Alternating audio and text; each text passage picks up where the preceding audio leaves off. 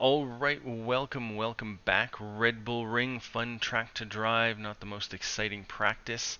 Last go round here, I believe rain was a bit of an issue, and the track was cooler, so the track is a little warmer this go round, and the setup has changed a little bit for it. Ride height 20 mils, that's the same, real low, not a lot of disruptive curbs here. This might be a first. Look at this. ARB is 20. That is to get a little bit more understeer and keep that back end a little bit more compliant. I might try going down one notch just to reduce some of the understeer, but this helps keep the back end real steady. Damper compression 21, a lot of braking uphill and braking downhill, and this just helps keep those rears from locking up too easy. Brake bias 52%. Surprisingly, you have to brake a lot earlier than you think you do for this track, especially on the downhill sections. They are quite a bit downhill, and that is really not allowing you to brake as late as you think you can. For me, 52%. For you, it's a different number, but it's probably going to be a little bit lower than what you normally have your brakes set at. Spring rates, low as they go, front and back, 22, 35. And you know my channel, camber is asymmetrical, 1.5, 1.1. This is the same as the last guide as well. Go with the higher values if you want to keep them symmetrical. And this is another one of the changes, 1.4 toe-in. The toe-in is turned up.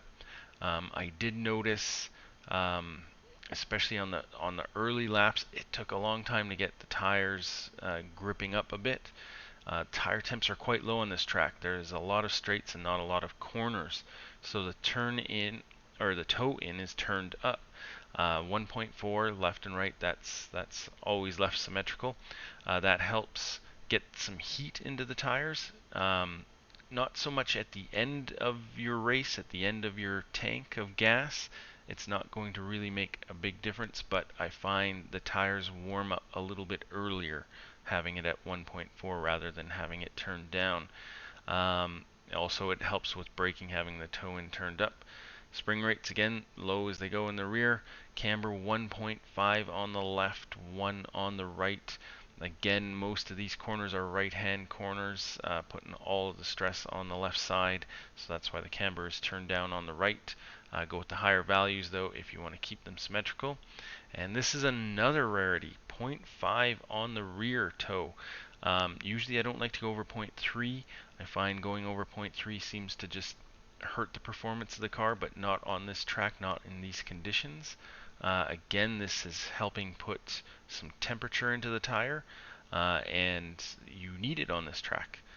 Even with the tire or with the track being a higher temp, those tires are cold. They are cold, and they are cold for a long time. Ride height 30 mils sounds like a big difference from the front, but it's not. It's less than 2 millimeters, but it helps keep that rake in proportion. ARB is 20. That sounds crazy, but because the ARB is turned up in the front, you definitely want to have the ARB turned max on the rear. That is to help rotate the car, because with that added understeer, you do need to rotate the car here. 6 and 18, that's pretty standard. 13 liters, that should get you to the end. 14 liters is probably going to play it safe. And gear stack standard, which always surprises me. I don't know how standard works on this track. I always think it should be tall. But yeah, standard stack. Short is not going to work, and tall is going to really leave you without enough power getting up the hills. So track temp is 35.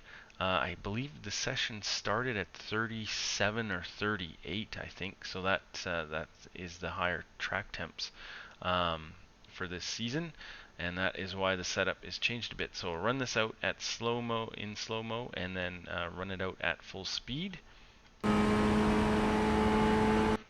So coming into turn one, obviously going to be a big passing opportunity here, big drafting opportunity. Looking for the 100 and the 50 board, just braking just before the 50 board, having opening this up as much as possible. So car over to the left as much as possible. I believe on this one, if you cross the white line, you do get an X. So hard on the brakes just before the 50 board, down into second, and then really hard on the brakes to get the car slowed down so you can pick up the throttle nice and early.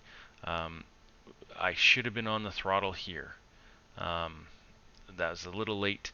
Right up against the yellow curb here, but don't go on it. It is disruptive. You can also pick up an X very easily and it will send you wide, and then you pick up another X, so you get two for the price of one. So watch out for that. And then right up against the yellow sausage curb here, um, not as much as I did there. You want to be right up against it, not actually on it. I think that costs you just a little bit of time. Working your way up through the gears, a big passing opportunity here, big drafting, all that good stuff. Looking for the 100 board in fourth gear, hard on the brakes, down into first gear. Don't stomp on the brakes. You'll be surprised how easy it is to lock up into this one. It's uphill, but it is surprisingly easy to lock up. And then releasing the brakes as you turn in. Very important to do that. Very easy to spin out here. Watch out for that, especially on the first lap or two. There will be people spinning out here for sure. And should have been on the throttle here a little bit maybe. And then right up against this yellow curb again. Again, do not get on it. That is quite disruptive. And picking up the throttle. Don't stomp on it. Very easy to spin out through that corner. So just even pressure onto the throttle there, building it up. Right up against the yellow curb here. Again, you can touch it, get on it, no problem, just don't go over it.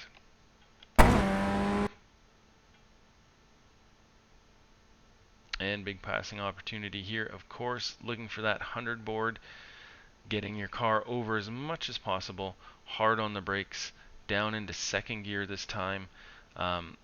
Yeah, do not brake late into this one. The slope of this hill continues to grow as you get deeper into the corner, and the later you brake, the more hill there is. The more hill there is, the easier it is to lock up. So don't out brake yourself into this one. You will lock them up and have a whole bunch of trouble. Releasing the brakes as you turn in. Yep, very important. If you are on the brakes hard and you turn in, you are going to spin out. Getting right up against this curb, you can even get on it a little bit, picking up the throttle nice and early.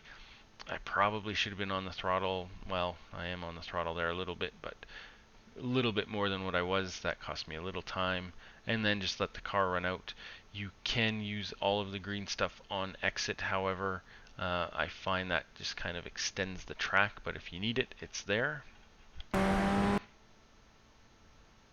Another one to pass on. Looking for the 50 board here. I like leaving it in third. If you are drafting, you are maybe going up into fourth, so just watch out for that.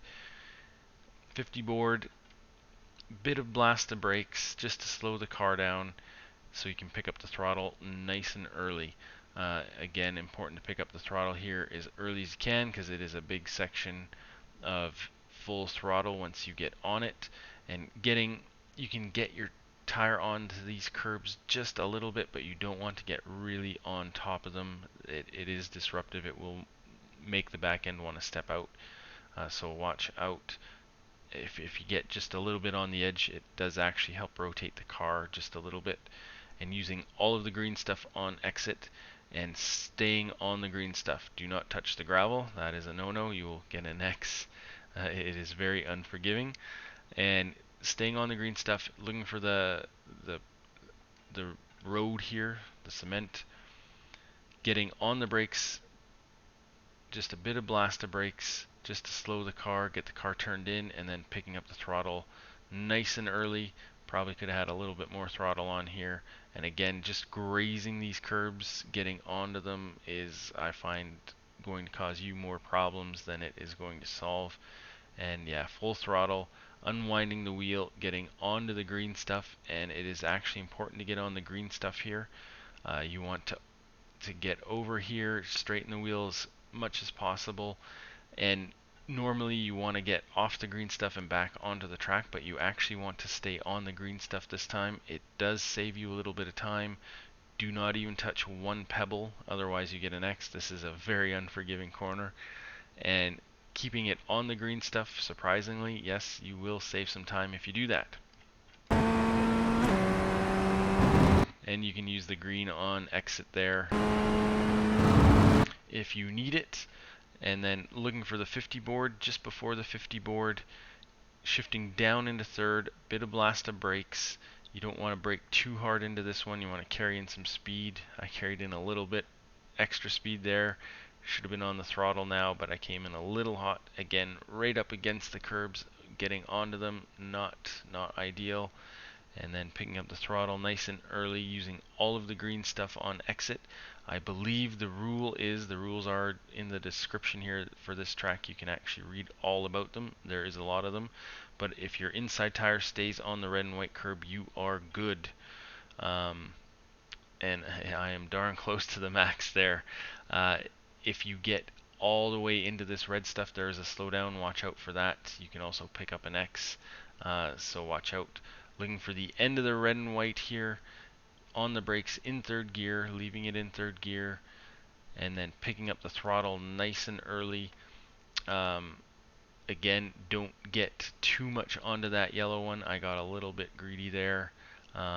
Not ideal. That's pretty risky. You can pick up an X and also run the car wide, so watch out for that. And again, you can get onto all of the green stuff here. Just keep your inside tire on the red and white curb, and that will save you from getting an X. And again, if you're way out here, I do believe that is a slowdown. Very painful one going into the straight here. And then just make sure you're not on the grass. And that is a 41.8, just a little bit slower than the last go round, but the track temp is up as well. I might be changing that ARB to 15. Yeah, we'll see what happens. Give it a try though at 20 and 15. See what you think. Let me know. All right, good luck out there. We'll see you guys next time.